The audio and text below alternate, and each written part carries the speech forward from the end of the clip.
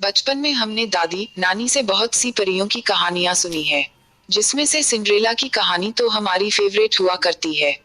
हर लड़की को अपने राजकुमार का इंतजार होता है, जो सफेद घोड़ी में आकर उसे ले जाए। बचपन से हम लड़कियां यही सपने देखकर बड़े होते हैं। सिंड्रेला भी ऐसी ही लड़की थी, जो बचपन से अपने राजकुमार का इंतजार करती आ रही थी। खराब हालात, मजबूरी में रहते हुए भी उसने यह सपना देखना नहीं छोड़ा था। सिंड्रेला की लाइफ में एक पारी आती है, जो उसके जीवन को बदल देती है, उसे उसके राजकुमार से मिलाती है। चलिए आज आपको परियों की दुनिया में ले चलते हैं, आपको सिंड्रेला और उसके राजकुमार से मिलाते हैं। डिज्नी सिंड्रेला की कहानी। एक समय की बात है। किसी राज्य में एक व्यापारी रहा करता था।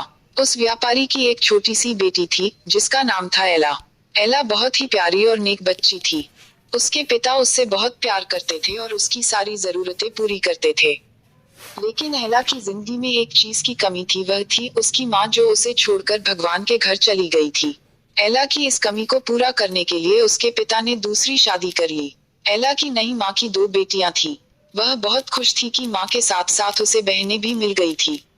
दोनों बहनें बहुत घमंडी थी, लेकिन एला उनसे प्यार करती थी और अपनी नई माँ को भी बहुत चाहती थी। एला की खुशियां ज्यादा दिन टिक नहीं पाईं।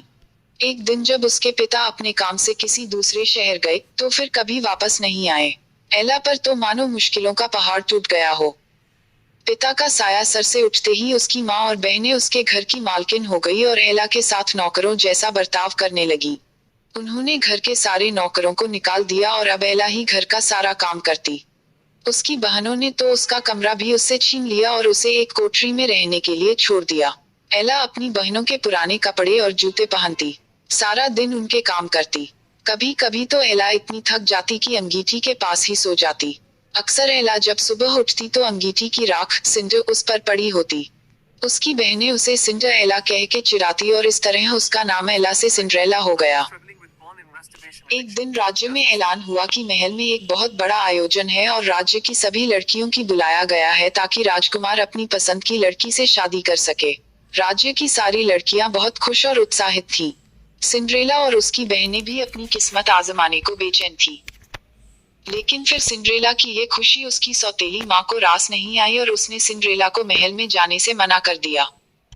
बेचारी सिंड्रेला दुखी मन से फिर अपने काम में लग गई और सोचती रही कि इस वक्त उसकी बहनें क्या कर रही होंगी और राजकुमार देखने में कैसा होगा।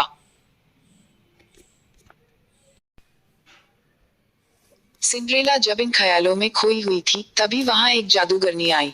उसने सिंड्रेला को दुखी देखा तो उसकी मदद करनी चाहिए। सिंड्रेला ने सारी बात जादूगरनी को बताई।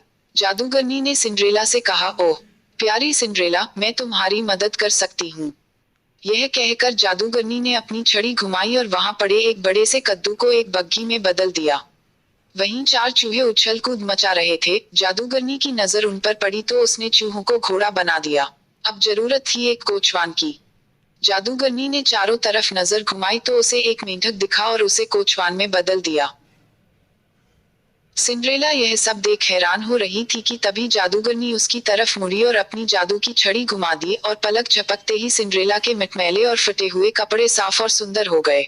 उसके पैरों में टूटी हुई चप्पल की जगह सुंदर कांच की जूती आ गई। अब सिंड्रेला महल में जाने के लिए तैयार थी। जादूगरनी ने सिंड्रेला को विदा करते हुए कहा, बेटी तू अपनी इच्छा पूरी कर ले, लेकिन याद रखना रात 12 बजते ही यह सारा जादू खत्म हो जाएगा। सिंड्रेला और राजकुमार। सिंड्रेला जब महल पहुंची तो सबकी नजरें उसी को देखने लगी। वह बहुत ही सुंदर लग रही थी। राजकुमार ने जब उसके साथ डांस करना चाहा तो सिंड्रेला की सौतेली बहनों के साथ साथ वहां मौजूद सभी लड़कियां सिंड्रेला से जलने लगी, लेकिन कोई सिंड्रेला को पहचान नहीं पाया। राजकुमार ने उसे देखते ही फैसला कर लिया था कि वह इसी लड़की से शादी करेगा। सिंड्रेला भी राजकुमार की आंखों में ऐसी डूबी कि उसे जादूगरनी की बात याद ही नहीं रही। देखते ही देखते 12 बज गए। घंटी बजते ही सिंड्रेला को याद आया कि 12 बजे जादू खत्म हो जाना था।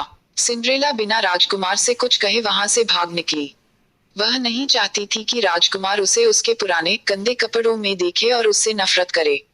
भागते वक्त सिंड्रेला की कांच की एक जूती महल में ही छूट गई, जो राजकुमार ने उठा ली। राजकुमार ने बहुत कोशिश की सिंड्रेला को ढूंढने की, लेकिन वह उसे कहीं नहीं मिली। सबने राजकुमार से उसे भूल जाने को कहा, लेकिन राजकुमार सिंड्रेला को भूल नहीं पा रहा था। आखिरकार सारे राज्य में ऐलान हुआ कि जिस लड़की के पैरों में वह जूती आएगी राजकुमार उसी से शादी करेंगे। राज्य में तो जैसे तूफान आ गया था। हर लड़की राजकुमार से शादी करना चाहती थी। सभी लड़कियां अपने आप को उस कांच की जूती की मालकिन बताने लगी।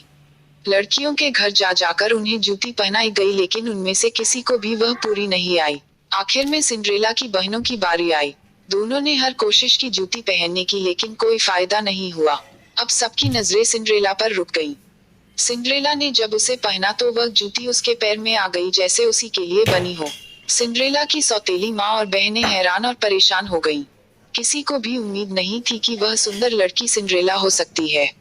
राजकुमार ने जब सिंड्रेला से शादी के लिए पूछा तो सिंड्रेला ने खुशी खुशी हाँ कर दी। अगले ही दिन बड़ी धूमधाम के साथ सिंड्रेला की शादी राजकुमार से हो गई। राजकुमार और सिंड्रेला एक दूसरे के साथ बहुत खुश थे और एक दूसरे को बहुत चाहते थे। दूसरी तरफ सिंड्रेला की सौतेली माँ और बहनों को सिंड्रेला के साथ बुरा व्यवहार करने की सजा के रूप में राज्य छोड़कर जाना पड़ा।